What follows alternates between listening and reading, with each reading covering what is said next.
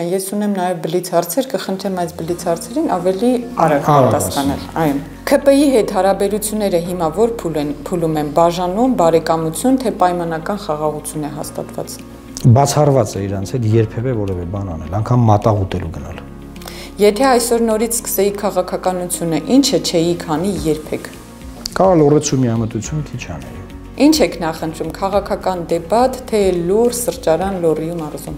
Բնականաբար սրճարան Լոռու մարզում, Վանաձորում։ Վերջին անգամ երբ եք անկեղծ ծիծաղել քաղաքական թեմայով։ Գրեթե ամեն օր։ Եթե դուք կլասիկ քաղաքական գործիչ եք, ապա հայ քաղաքական դաշտում ով է ռոք հաստղն։ Չգիտեմ, դժվար չկա երևի ռոք հաստղ։ Ինչն է ավելի բարդ, դատարանում պաշտպանել մեկին, թե սեփական դիրքորոշումը Նիկոլ Փաշինյանի օրոք խորհրդարանում։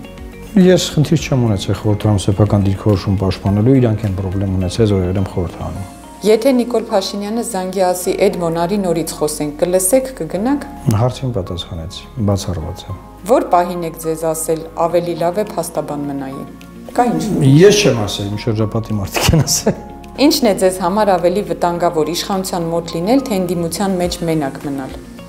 Ես ավելի լավ եմ մենակ մնամ ու ճիշտ, քան թե որևէ տեղ, բայց սխալ։ Եթե ձեզ քննադատում են, վիրավորվում եք, թե ուղղակի հիշում եք անունները։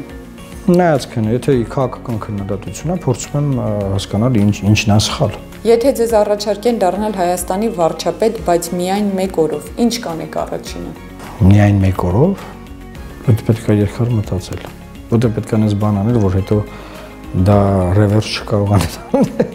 Եթե ընդդիմությունն ու իշխանությունը ֆուտբոլ խաղային, որ դաշտում կխաղա լուսավոր Հայաստանը։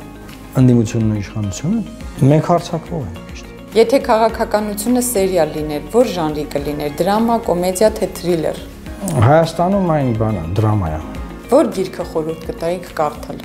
Մարտինի դենը, Ջեք Լոնդոնի։ Եթե ժամանակի մեքենա ունենայիք, որ դար կգնայիք քննարկումներ կազմակերպելու համար։ Ասպետական։ Լրագրողներից վախենում եք։ Բացարձակ։ Հասարակական տրանսպորտով վերջին անգամ երբ եք երթևեկել բան Մարուկյան։ Նորեր առաջ։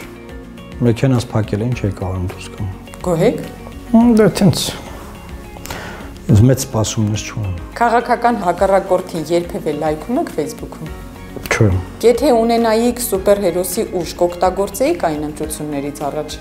Ունենք, օգտագործելու ենք։ Եթե 10 տարի երիտասարդ Էդմոնին ինչ-որ բան ասեիք, ինչ կասեիք։ Կասեի ֆրանսերեն պարապի մի քիչ։ Քաղաքական սլագոնը, որը կարելի է դնել շապիկի վրա ձեզ հետ կապված, որը կլիներ։ Պետական գործիչ։ Վերջին անգամ երբ եք զղջացել ձեր հայտարարության համար։ Չեմ հիշում նույն դեպքը, այդպես մինչև մի բան հայտարարում ենք, այնքան քննարկում ենք։ Facebook թե Telegram։ Facebook երևի։ Երևան թե Վանաձոր։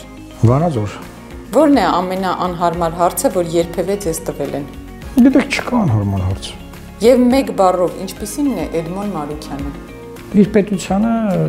նվիրված մարդ։ Պարոն Մարուկյան, շնորհակալ եմ մեր հարցերին անկեղծ պատասխանելու համար։ Ես եմ շնորհակալ։ Արմլու լրատվականի հարգելի հետևորդներ, մենք դեռ կհանդիպենք։